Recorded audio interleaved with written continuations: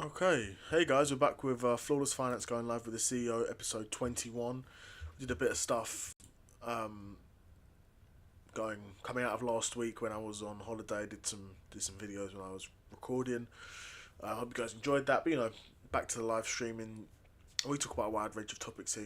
Anything from business to basketball to sports to football to economics, politics, etc. We just go wherever the news sort of takes us.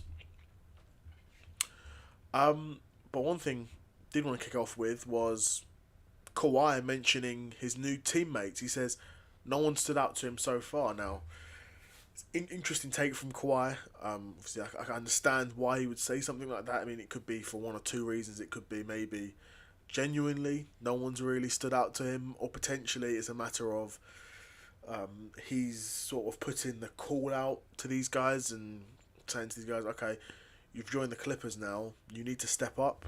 A bit ironic, the Clippers have never really accomplished anything in recent history, but I guess Kawhi wants to be the guy to sort of bring that standard up. And they'll definitely need to, because there's wide open opportunity for those new teammates to, make to stand their ground and make a position their own, where you've got Kawhi and James Harden who are going to be leading the Clippers next season, and you've got Harden who will be great during the regular season and fall off during the postseason, and then Kawhi who probably when he does play, he'll play great, but he'll be injured for a lot of the season, I imagine. So really, you've got a lot of space wide open there. So I'd be super curious to know what you guys think. Do you agree with Kawhi? Do you think it's a valid take from him where he said no one stood out to him so far? Are you excited to see any of the new additions to the LA Clippers? Be super curious to know what you guys think. Let me know in the comments below.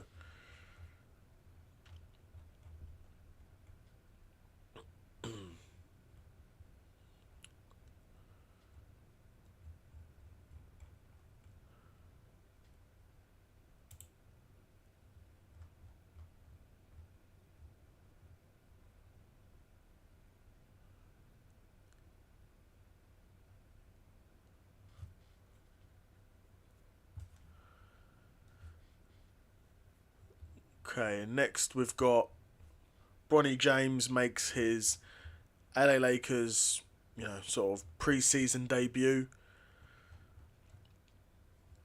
and to be honest, sort of what you'd expect from Bronny, where he doesn't do anything amazing particularly.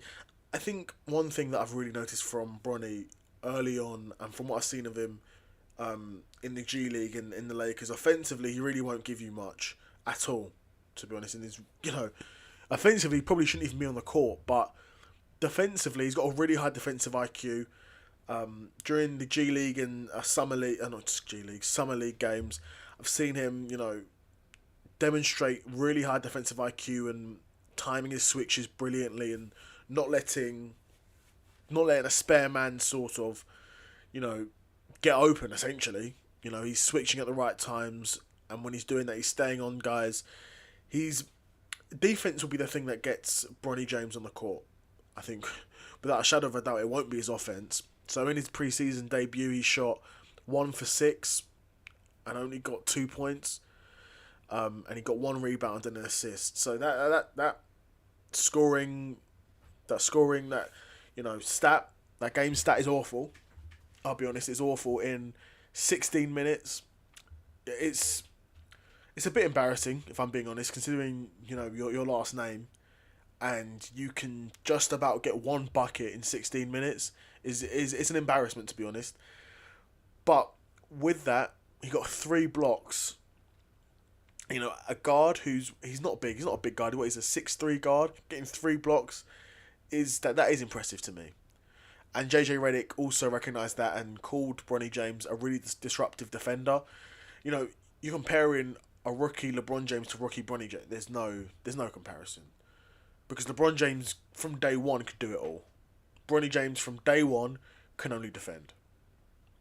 He can't score. He doesn't really look. I think where he's got the defensive IQ, I think that could help develop his offensive playmaking. If he's able to understand a defense, he should, in theory, be able to help break down a defense also. But we'll see how his offensive game develops. I'd be super curious to know what you guys think of Bronny James. What did you think of this performance in the preseason? And what do you think he's going to be like during his time in the Lakers? I'd be super curious to know what you guys think. Let me know in the comments below. And what else have we got here? Do-do-do-do. Do-do-do-do.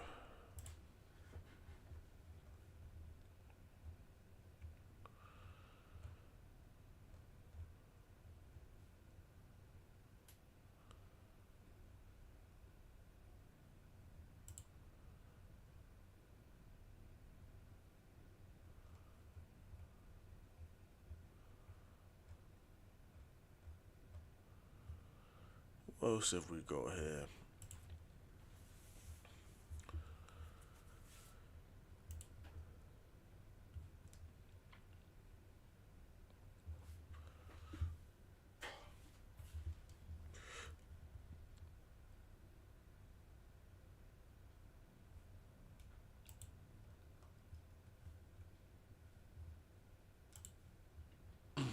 Of course, we had UFC 307 last night, but when this comes out, it'll be, you know, a bit after that.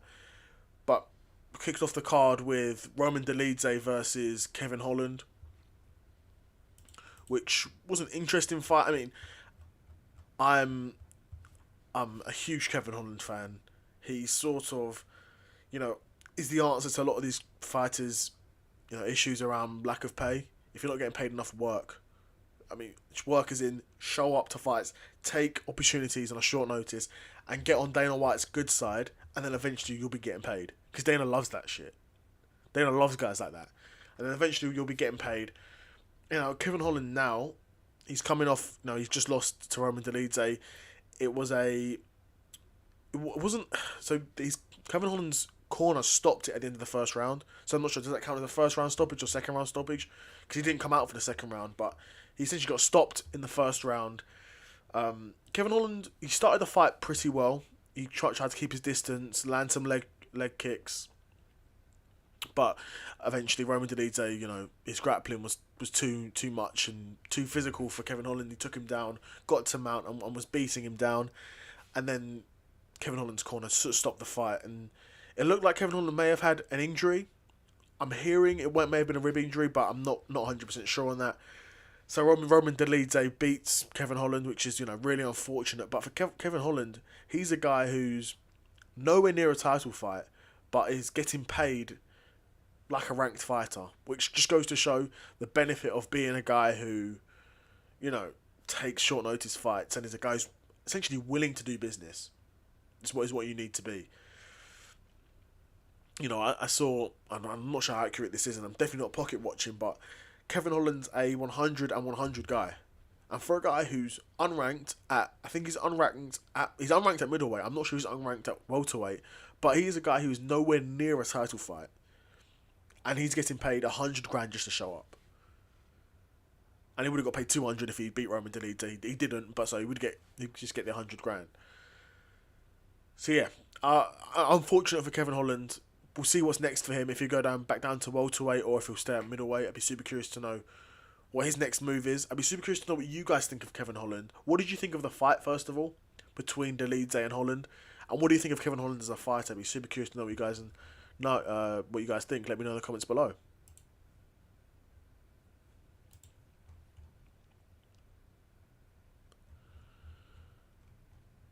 And then, of course, we had Alex Pereira in the main event beating Khalil Roundtree in a fight that I thought was really good.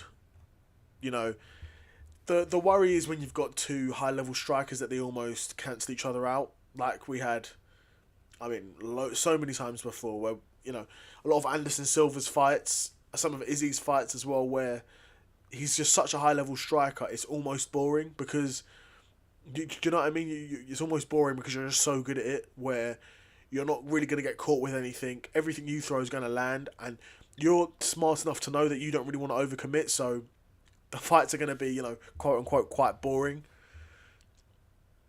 But this fight was far from that. Khalil Roundtree versus Alex Pereira was far from boring. Yeah, yeah, like a really far from boring fight. The first round started with Khalil kind of going ham. He was, exploding a lot, throwing a lot, and to be fair, was landing a few shots. Didn't really look like he really hurt Pereira massively at any point, but was going at it. And when I saw Khalil Roundtree's walkout, he did look a bit nervous. So when you see a fighter coming out like that, you're almost like, okay, is he's clearly nervous, but is that going to be a bad nervous where he's just really gun shy and doesn't want to throw anything because he's scared if he throws stuff he's going to gas out and lose?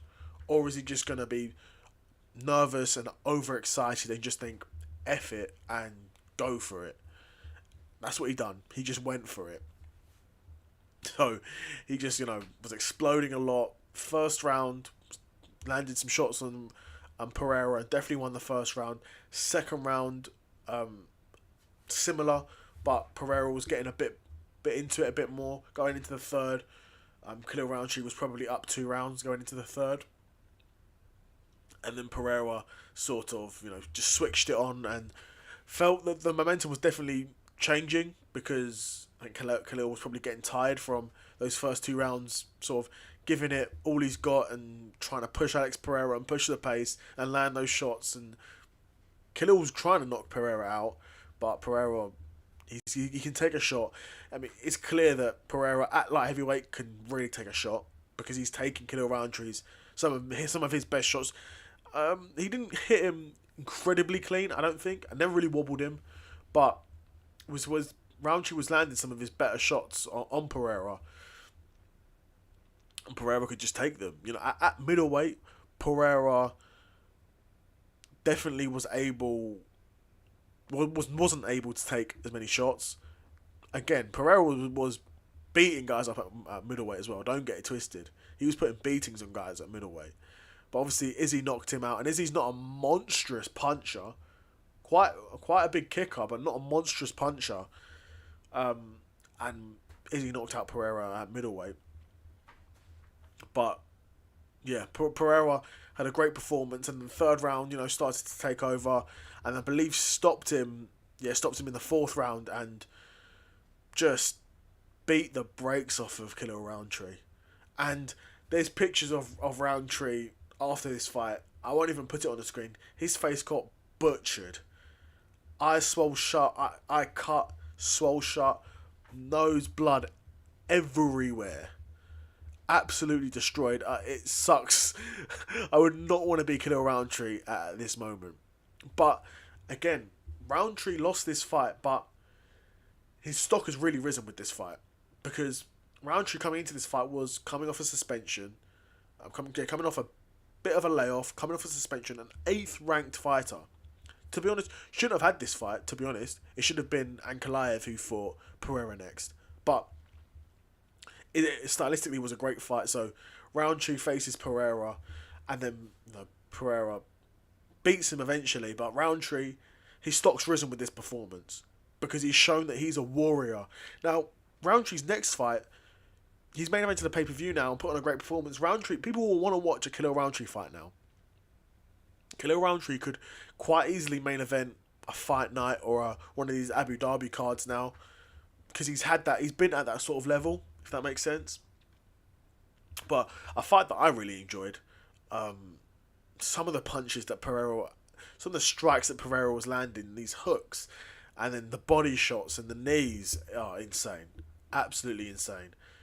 But I'd be super curious to know what you guys think of the fight. Who did you pick for the fight going in? Did you think Pereira was going to win? Did you think Roundtree was going to win? I'd be super curious to know what you guys think. And let me know in the comments below.